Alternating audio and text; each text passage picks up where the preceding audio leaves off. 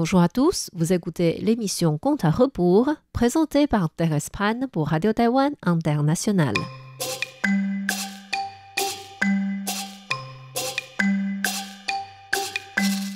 La semaine dernière, nous avons raconté comment Jigong aida le fils de Liang Wanchang à recouvrer la santé en vainquant le moine taoïste Zhang Miaoxing qui lui avait volé une partie de son âme. Ensuite, Jigong dévoila le lien amical entre la famille de Liang Wanchang et celle de Gao Guotai et promut par conséquent ces deux familles à s'entraider dans leur vie ultérieure. Finalement, Jigong reprit sa route avec Sulu seul vers la capitale. En réalité, lorsque Jigong avait exercé son pouvoir en luttant contre Zhang Miaoxing, un jeune homme l'observait discrètement. Ce jeune s'appelait Chen Liang. Ses parents étant décédés tôt, lui et sa petite sœur vivaient chez son oncle qui gérait un magasin de tissus bruts. Depuis son enfance, Chen Liang aimait faire du kung-fu. Il avait appris les arts martiaux auprès d'un garde de sécurité et fut ensuite introduit dans un groupe de bandits. Ce groupe comptait une trentaine de personnes.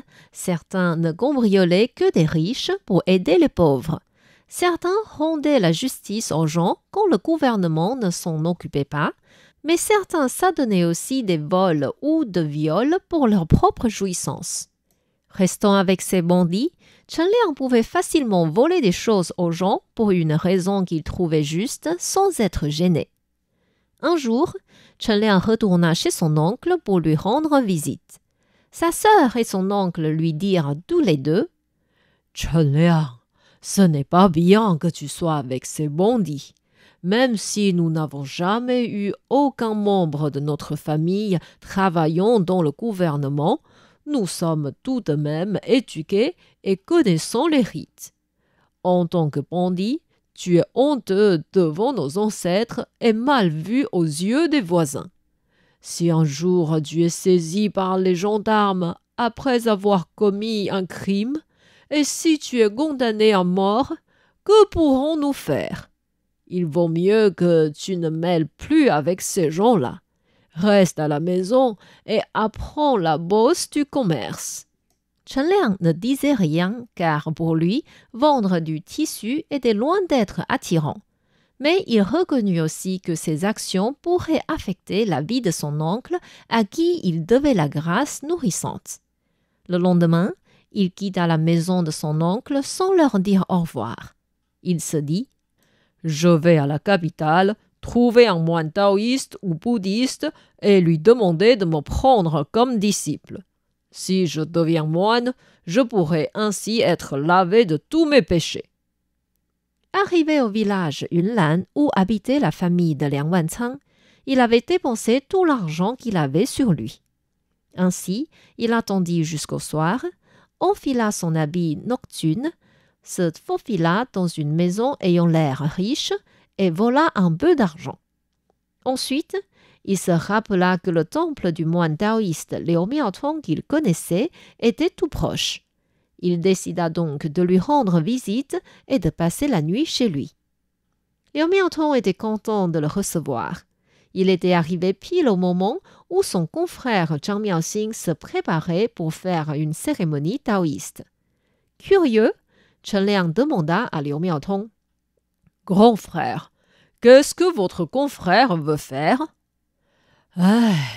Il voudrait encadrer un moine bouddhiste du temple Lingying, s'appelant Jigong, en faisant venir son âme. J'ai entendu dire que Jigong est un moine saint, possédant de grands pouvoirs. Je ne suis pas sûr que mon confrère pourra atteindre son but. » Chen Liang se dit « Cela tombe bien.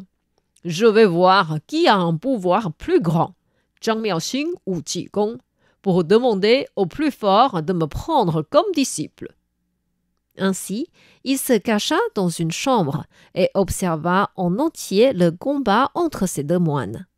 Quand le temple fut enflammé, Chen Liang avait suivi Jigong et quitté le temple. Si Jigong courait, Chen Liang courait aussi derrière. Si Jigong marchait lentement, Chen Liang n'osait pas non plus le dépasser. Lorsque Jigong arriva chez Liang Wanchang pour sauver la vie de son fils, Chen Liang se cacha sur les toits pour voir ce qui se passait.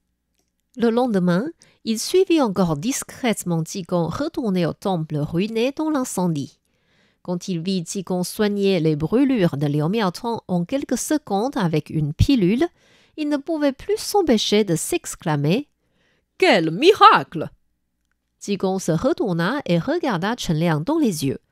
Sous le choc, celui-ci partit immédiatement en courant et Jigong le suivit aussi en courant.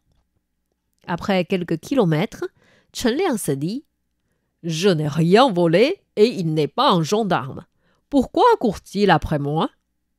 Ainsi, Chen Liang s'arrêta et vit Jigong s'arrêter aussi à côté de lui. Il lui posa la question. « Frère moine, pourquoi vous me suivez ?»« Il faut demander pourquoi vous courez. En plus, vous m'avez suivi hier soir et aujourd'hui, c'est à mon tour de courir après vous. » Étonné par le fait que Jigong était conscient qu'il l'avait suivi, Chen Liang lui dit « Maître, j'ai appris que vous êtes un moine saint. Acceptez-moi comme disciple et je vais pratiquer la voie sous votre direction. » Jigong hocha la tête et dit « Vous êtes un voleur. Comment pourrez-vous devenir moine si facilement ? Un moine doit suivre des règles strictes et éviter le meurtre, le vol, le viol, le mensonge et l'alcool. Pensez-vous pouvoir y arriver ? Je n'ai ni parents ni épouse. Rien ne pourra m'empêcher sur cette voie. Tout ce que vous dites, je le ferai. Puisque c'est ainsi, allez m'attendre à la capitale. Quand j'aurai fini ce que j'ai à faire ici, je vous retrouverai là-bas. Pas de problème. Mais la capitale est très grande. Où devrais-je vous attendre ? On va se retrouver sous le lit. Chen Liang n'était jamais allé à la capitale et croyait qu'il y avait vraiment un lieu s'appelant sous le lit. Il salua donc Jigong et partit seul vers la capitale. Arrivé sur place, Chen Liang fut étonné par le nombre de personnes dans les boutiques et les rues animées. Il trouva une auberge pour s'installer et se promener dans la ville. En longeant le lac Xihu, il aperçut le temple Lingying et décida d'y aller demander des renseignements. Il salua les deux moines gardiens à la porte et dit « Bonjour, est-ce que le maître Jigong est revenu au temple ?»« Non, il est plus souvent dehors que dedans. Parfois, il reste absent 8 ou 10 jours, parfois 3 ou 5 mois. Personne ne sait quand il revient. »« D'accord. Et s'il vous plaît, savez-vous où se trouve sous le lit ?» Les moines hochèrent la tête et Chen Liang quitta le temple. Il retourna vers le centre-ville et demanda à plusieurs personnes où était sous le lit. Mais personne n'arrivait à lui indiquer un tel lieu. Finalement, il décida de boire quelques verres et se reposer. Il s'installa à l'étage d'un bar et s'assit à la table près de la fenêtre. Le serveur vint essuyer la table et nota sa commande. Chen Liang commanda quelques plats et 2 bouteilles d'alcool. Ensuite, il demanda au serveur « S'il vous plaît, connaissez-vous un lieu dans cette ville s'appelant sous le lit ?»« Hein ? Je connais tous les coins dans la capitale, mais je n'ai jamais entendu parler de ce lieu. » Sans insister plus, Chen Liang raisonna. « Jigong ne peut pas me mentir. Mais si personne ne sait où est ce lieu, comment pourrais-je le rejoindre ?» Pendant qu'il réfléchissait, des bruits se firent entendre dans la rue. Chen Liang regarda vers le bas et vit un palanquin entouré par des gens. On pouvait entendre une fille pleurer dans le palanquin. Cette troupe progressait rapidement et sortit de sa vision. Peu de temps après, un homme couvert de sang arriva et des discussions intenses se firent entendre au rez-de-chaussée du bar. Chen Liang fit venir un serveur en lui demandant « Qu'est-ce qui se passe en bas ? Pourquoi cet homme est-il blessé ?»« Ah, vous n'êtes pas d'ici et vous ne le connaissez pas. L'homme blessé est M. Wang, le frère juré de mon patron. C'est en voulant aider son voisin Han Wenchen que M. Wang a été passé à tabac. Ce Han Wenchen avait emprunté de l'argent auprès d'un homme très riche de cette ville, s'appelant Su Beishan. Le gouvernant de Su Beishan est allé demander à Han Wenchen de rendre sa dette, mais Han Wenchen n'avait pas d'argent. Par conséquent, ils ont capturé la sœur de Han Wenchen comme échange de dette. M. Wang voulait aider Han Wenchen à empêcher les méchants et a reçu ainsi des coups de bâton. Il est venu demander à mon patron de l'aider à se venger. Mais ce Su Beishan est non seulement un homme riche, mais il a aussi une bonne relation avec le gouvernement. Personne ne traitera ce dossier. Comment? Même si à la capitale, la loi n'est pas respectée, que se passera-t-il dans d'autres provinces? Savez-vous où habite ce Su Beishan?